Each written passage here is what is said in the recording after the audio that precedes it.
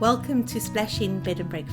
Just to give you a little bit of insight as to how I landed up here, the B&B has been going for 18 years. I was a guest here myself for 14 of those years, and in 2019, when I was here on business, I learned that the owners were immigrating. I mentioned to my husband Paul that Splash Inn was for sale, and he was like, "Why didn't we buy it?" And I was like, "What? Are you mad?" Anyway, we came down, had a look, put in an offer, and here I am, proud owner of a B&B.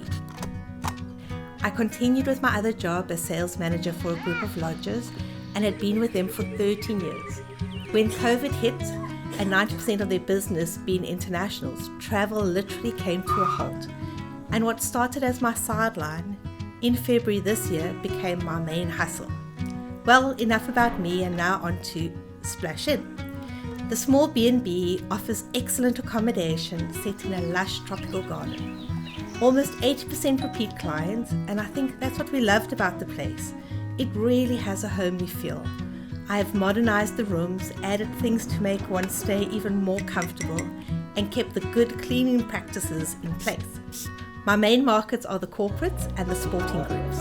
I haven't targeted the leisure market much at this stage, but I do have a lot of leisure guests that come through that have previously been here for business or sporting.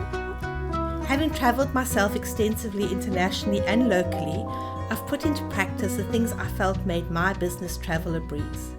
Good internet access is crucial, so that was the first thing I upgraded.